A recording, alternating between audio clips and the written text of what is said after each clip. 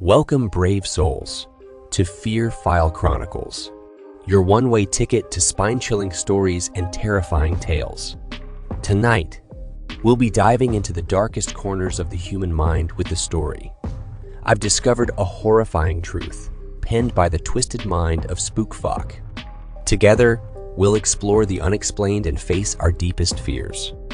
But before we begin, if you enjoy trembling in terror, be sure to hit that like button, share this video with your fellow fear fanatics, and subscribe to our channel. Don't forget to click the bell notification so you never miss an eerie episode. Your support truly means the world to us, so feel free to leave a comment below to join the Fear File Chronicles community. Now, without further ado, let's unravel the mysteries of the unknown together. As we delve into tonight's fear-inducing story, I've discovered a horrifying truth. Dim the lights and prepare yourself for a chilling journey into the Fear File Chronicles. I've discovered a horrifying truth, and now extinction may be the best hope we have. I know it sounds crazy, and yes, the things I now know may be too much for our species to grasp. While the effects of your mind shattering might ultimately serve humanity's greater interests, I suppose the parts of me that remain human still possess some morbid, misplaced sympathy for the ignorant. After all, I've lived countless lifetimes, blissfully unaware that we, as a species, are trapped, not quite dead, but doomed in a purgatory-like state that, unless we intervene, will persist until all the stars in the sky go dim, and perhaps even beyond. Even so, this is the only reality we've ever known, and I can't help but understand those who'd simply prefer not to know. I only pray that our jailer doesn't realize what I've done here. For all I know, it can simply unmake every bit of progress I've suffered for, or even alter my memories and turn me back into one of the blissfully unaware meat puppets to which humanity has been reduced. I've eluded discovery so far. I just need to make enough people aware so that we can do something to change our fate. Well, if you're still here, you're either ready for the truth, or I'm about to break another mind. Last chance to turn back. Life in the late 2010s. That's where we are right now, right? Humanity is the same as ever, warring for ridiculous reasons, pushing the envelope with new technologies, and overall trying to find a purpose in our otherwise dull and uninteresting lives. I had cursed the daily slog, getting up every morning to trudge my way to my dead-end job, and secretly hope that some great stroke of misfortune would strike my workplace and render it inaccessible, at least for a week or two. A gas leak, or some huge mess, or hell, a meteorite the size of a football crashing through the walk-in freezer. Something ridiculous like that. Knowing what I do now, the tedium of lower middle-class American life seems hopeful. Ideal even, compared to the truth. It was at this point that I first became aware, at least when I first began to peel back the layers of the veil of lies which composes our entire perception of the world around us. I was walking to work one morning across the road in what I like to call mid-rural Florida. It wasn't all farmland and hillbillies, but the nearest Walmart was a good 15 minutes away, a sleepy town at the edge of the suburbs. But before you hit the trailer parks, creepy farmhouses and swamps. Still, quiet as it was, some things were the same, no matter where you went. Maybe he'd been driving too fast for me to realize he was coming, or perhaps I'd simply fallen so deeply into the motions of the daily grind that I just mechanically wandered into the crosswalk without even looking. Neither determination would have changed the outcome as the dark-colored SUV plowed into my soft, frail human body. It's true what they say. When you come close to death, everything just stops. For a moment, I even thought the driver had slammed on his brakes and barely nudged me. But the sensation of the life slowly draining from my swiftly breaking body made it all too real. This was what dying felt like. I caught the driver's eye in the split second we shared during the final moment of my life. Terror flashed across his gaze, as I'm sure it did mine, before the light drained from the world and all sensation except for the dullest, most disconcertingly muted thud of impact left my perception. Dead on impact, I'm sure the autopsy would have said. Barely enough time to even register the pain. This is it, I remember thinking. Now. Though at the time I was surprised I still had such a capacity for thought. Bring on the pearly gates or the fiery abyss. Nothing stopping it now. I'd never been a religious man. Perhaps that's what ultimately kept me sane through this whole ordeal. For just a moment, I became aware of something. Sensation. Movement. Not like someone was hefting my unmoving corpse onto a stretcher or anything. This was manual limb control. Locomotion. My arms, my legs. But I wasn't in control. Everything was dark, and there was only a faint clattering sound. Like needles tapping on glass. Discontinuity followed, and as far as I was aware, I was alive again. Only I wasn't me, and I wasn't actually aware of anything that just plowed my awareness from a mangled corpse into a new working body. I was, well, let me stop there before I get hung up on who I actually am. Or was, for that matter. It'll be irrelevant before long anyway. All you need to know is that I was reincarnated. We all are, it seems, but not in a manner you've come to expect. I wasn't reborn, so much as I was, inserted into another body roughly the same age as my past self. New identity, new memories, new me. Completely seamless, without any knowledge of what had just happened. At least at first.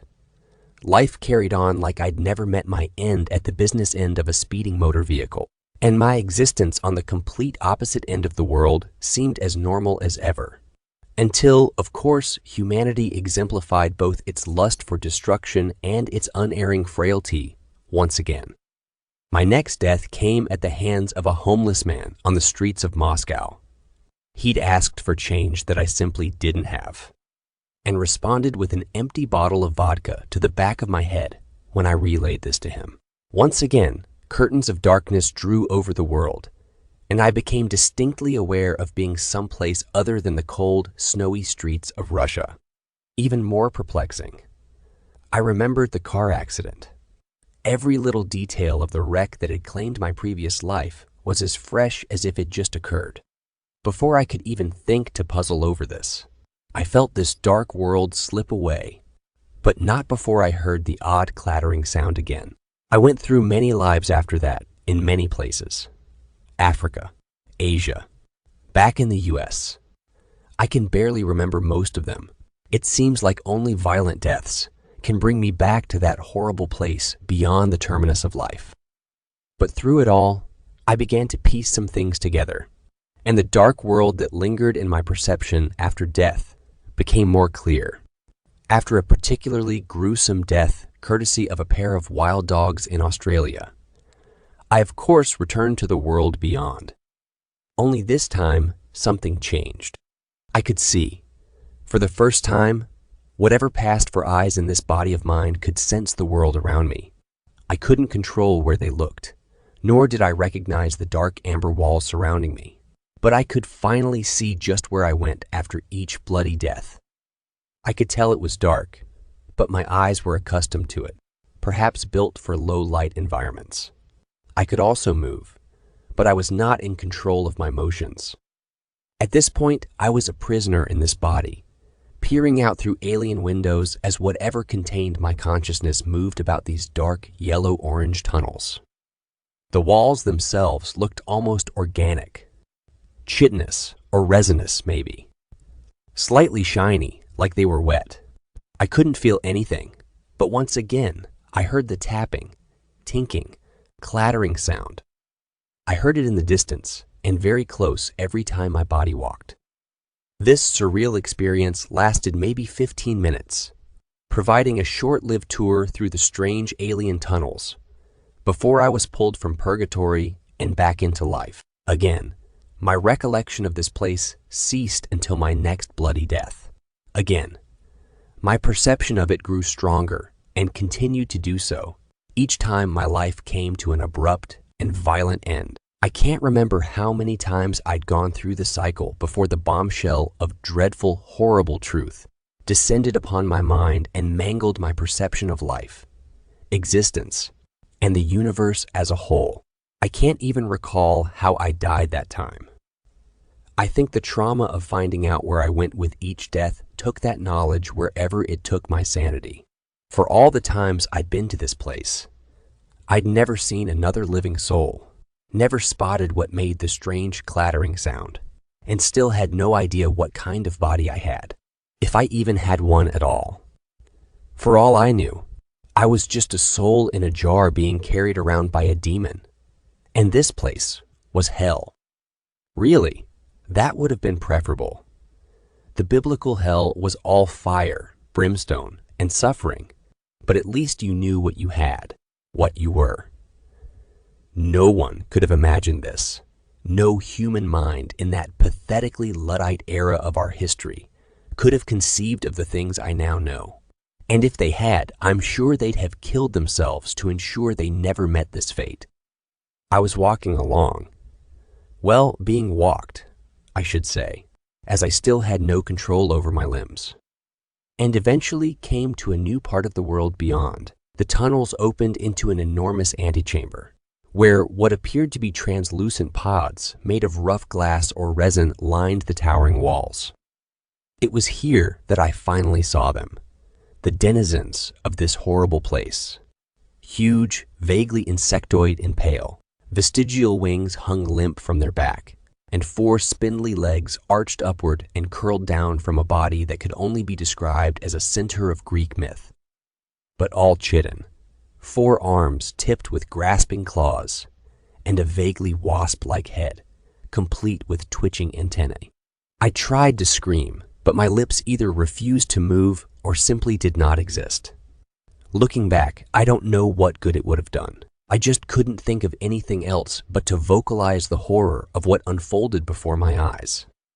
The bug things were lowering the resin tubes off the walls, their needle-like legs piercing into the wall and allowing them to scale the sheer amber surface. Here, the clicking and tapping sound was at its loudest, and I realized now what it was, the tapping of their feet against the resinous floors and walls. There must have been thousands of them in these caverns.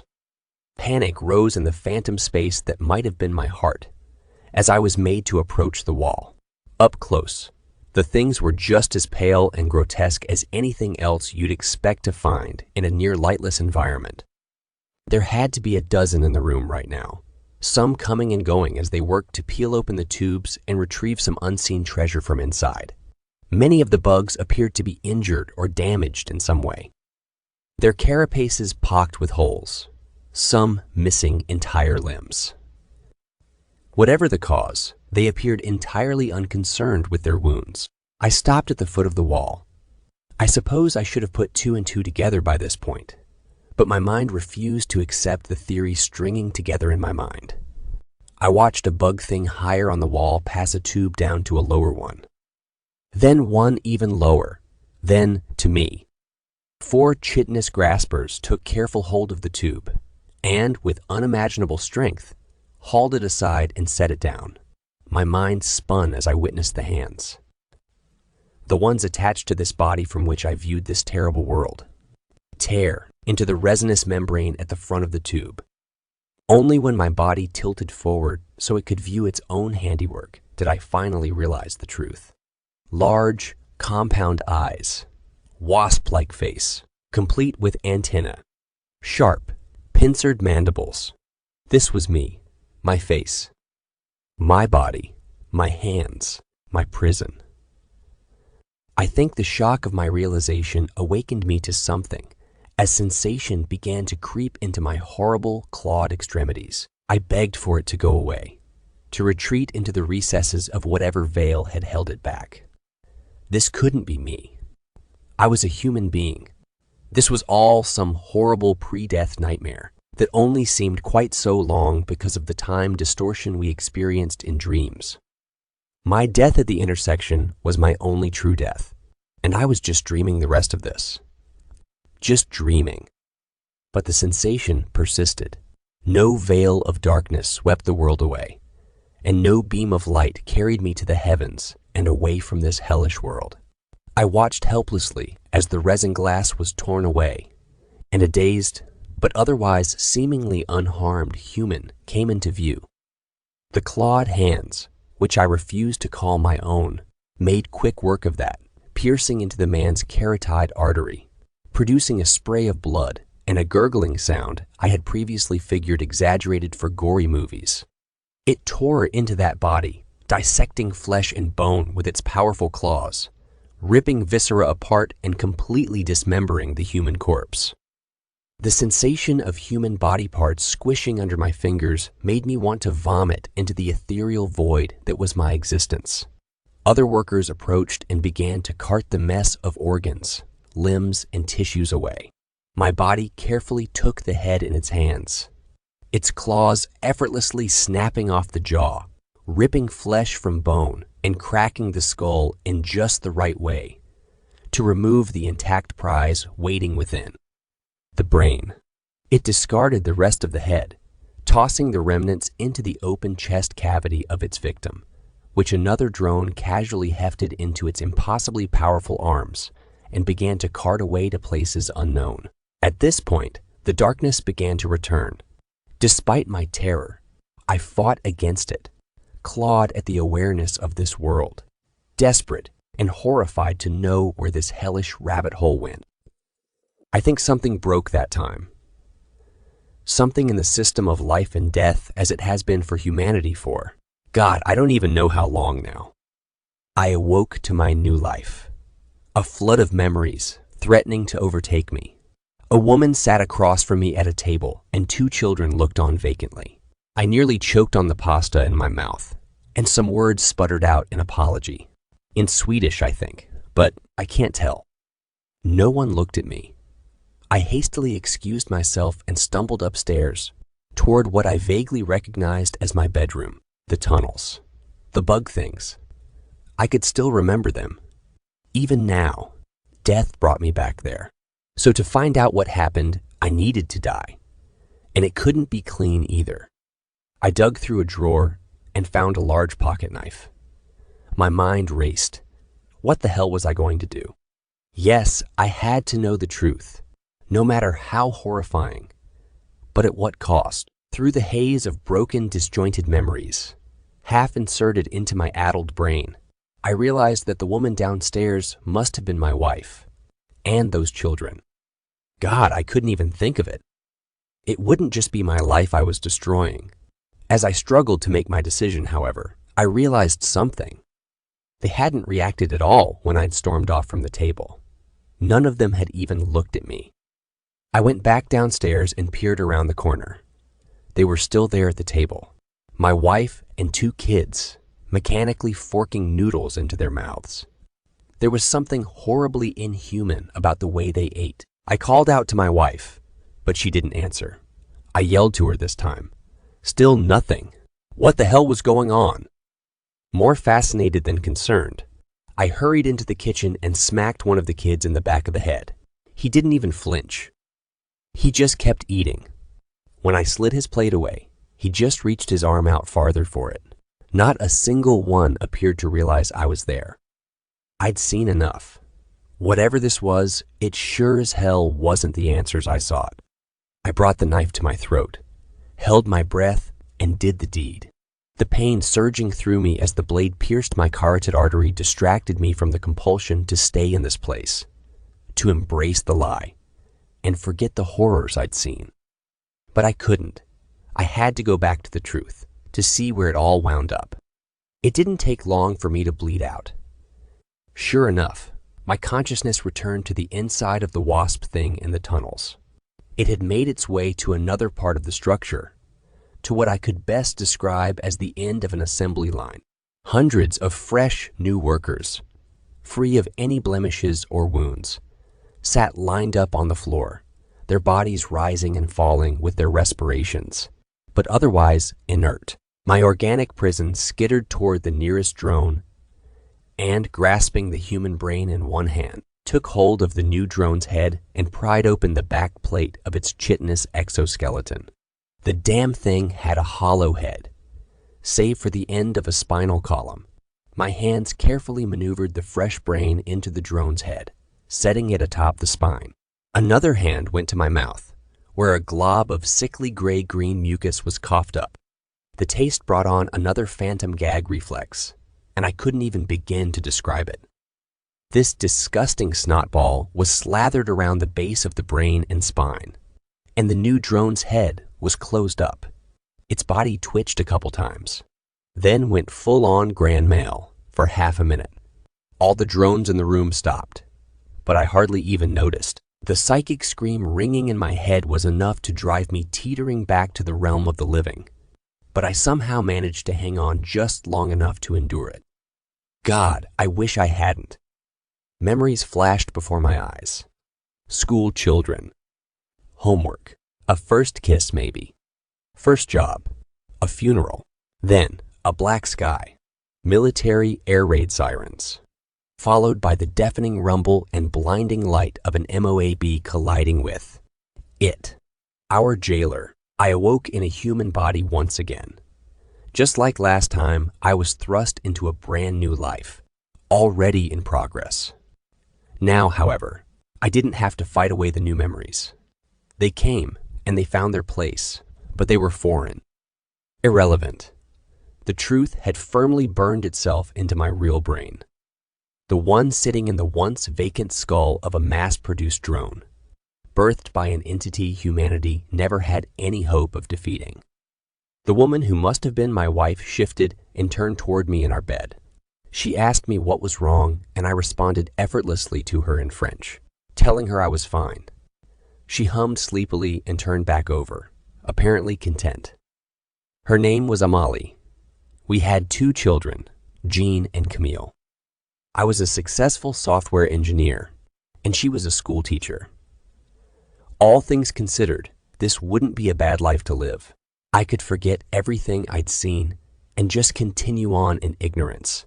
Hell, at least she realized I existed. Unlike the Swedish woman. I could start over like this, only I couldn't. This life wasn't real. Nothing past January 4th of 2011 was real. I remembered it all. Now, my last, or rather, my only true death.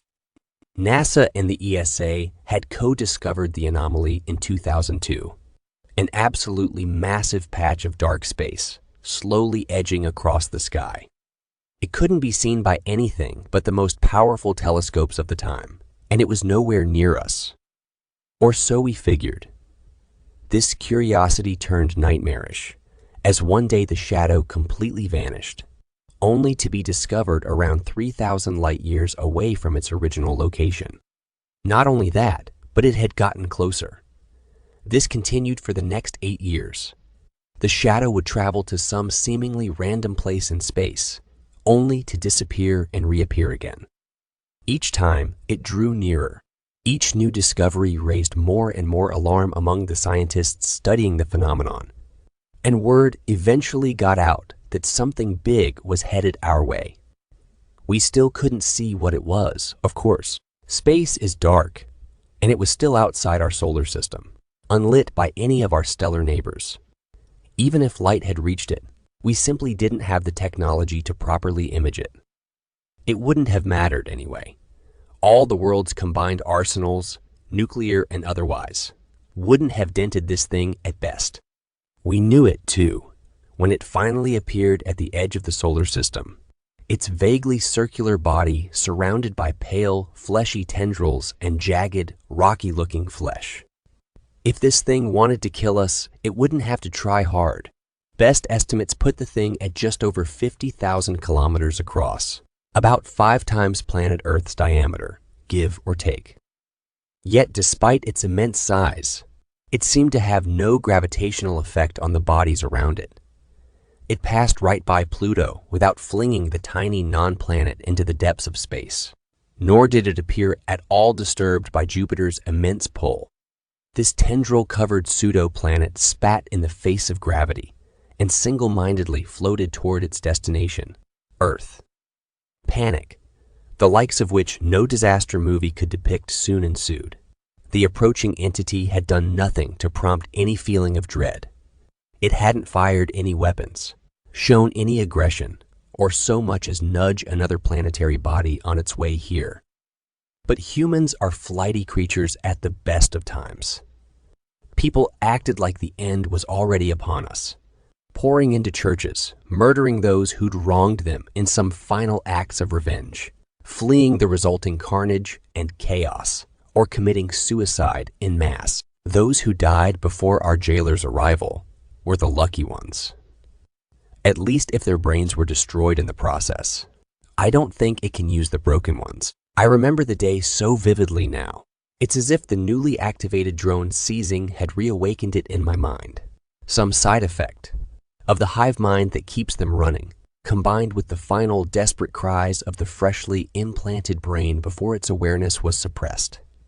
Its consciousness shunted into a new, artificial life. But I remember. The horrible tentacled thing rose over the horizon before it had even gotten close. In the days before its arrival, people had formed cults dedicated to sacrificing their fellow man in its name so that they might be spared. I never really learned of their fate, but I don't imagine this thing cared for their paltry offerings.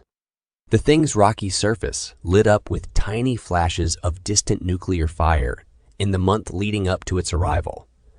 A sort of final act of rebellion in the face of complete annihilation.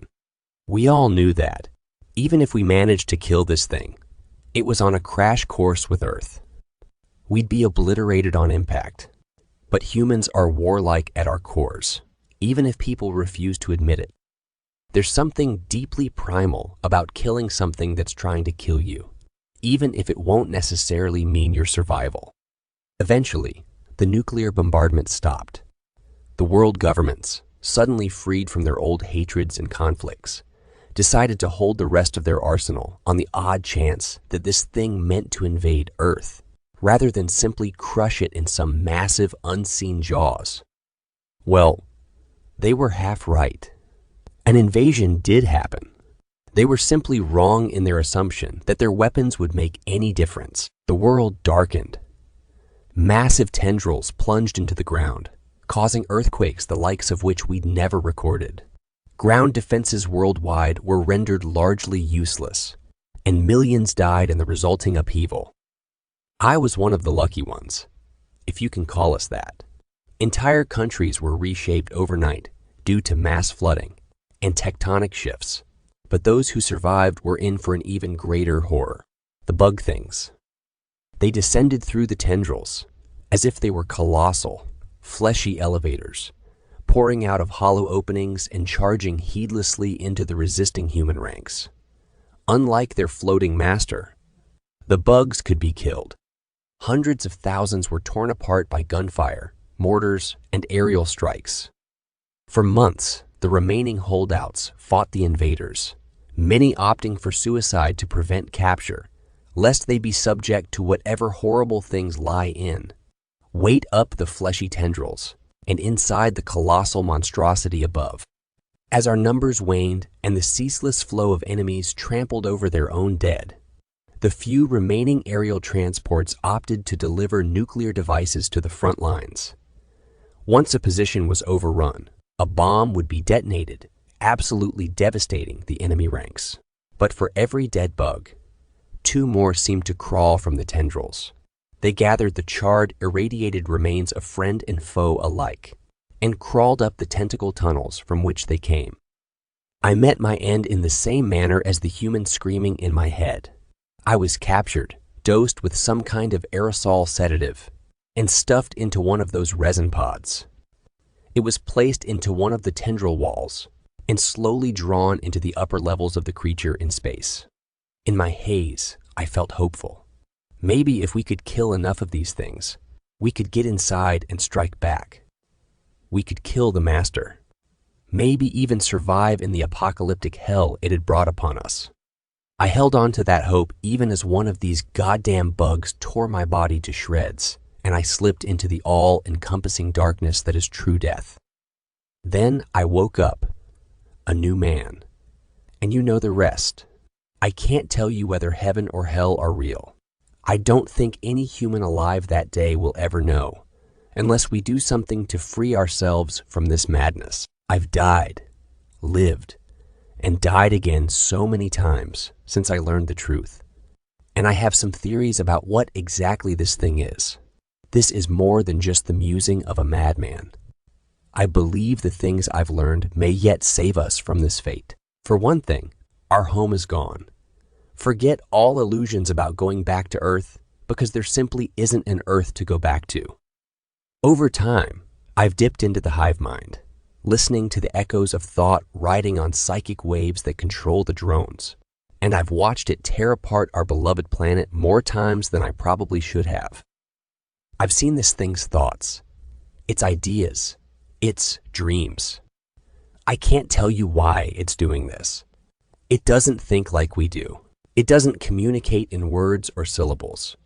It speaks in a language of ideas, of urges, of intent. Drives its drones to do things, and they do them. To be honest, I don't even think it's consciously aware of the state of humanity. In my push to understand this thing's mind and comprehend its thoughts, I haven't come across any impression that it does anything but maintain the illusion in which we all live. But therein lies the tiny sliver of hope I've managed to dredge from the depths of my broken mind. Something this big and this powerful expends a lot of energy, even its means of teleporting through space. A mechanism I still fail to understand. Can't bring it to its destination instantaneously. It coasts along in space in a dreamlike state to preserve what energy it has, using its drones to process organic material from the species it harvests. Yes, that species. Plural. We aren't alone up here. Not only did this thing take every living human from planet Earth, it also consumed all the plant and animal matter it could find. And every last scrap of mineral-rich Earth it got its tendrils on. But more than that, there are other minds up here. Minds which were here before humans were taken. Minds from other worlds, trapped in similar illusions to ours. For now, they seem to be unreachable. But I believe that if we make enough humans aware, we can save them too. That brings me to my plan, and stay with me on this. I'm alive right now. Well, in the facsimile of life that you call planet Earth in 2019, I've written these notes in just about every language known to man, having lived through so many lives already and retained so many memories.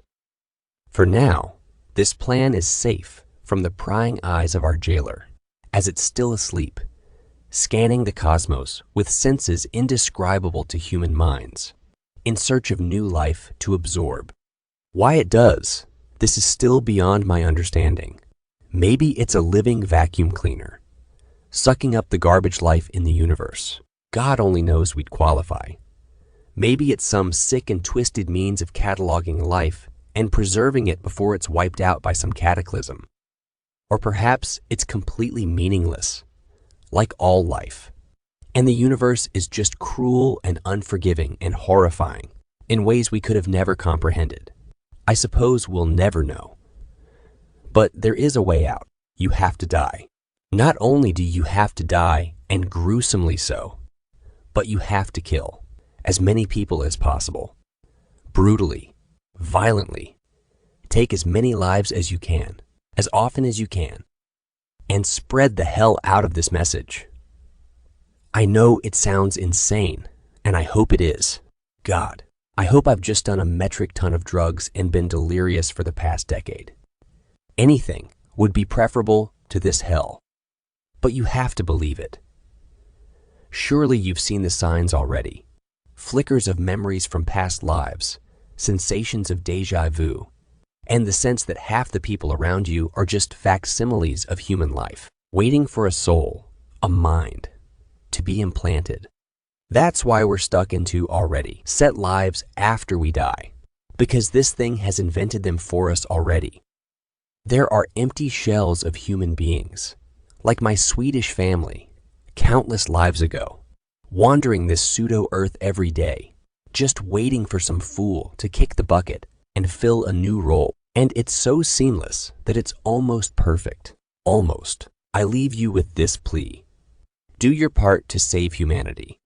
It's our only hope, not for survival, but an end to our imprisonment. A species-wide mercy killing to free us from the false reality in which our minds are held captive. And I know you're asking, why would I want to know all this? Is ignorance not bliss? If the alternative is just watching myself chop people up and feed them to a giant space monster all day?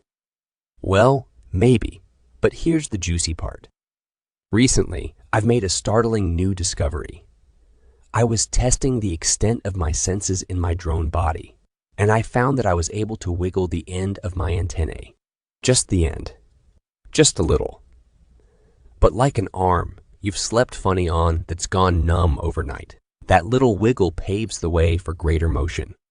And if this thing stays asleep long enough for more of us to become aware, well, we could do a lot of damage, given the right circumstances. Live as a slave or die free.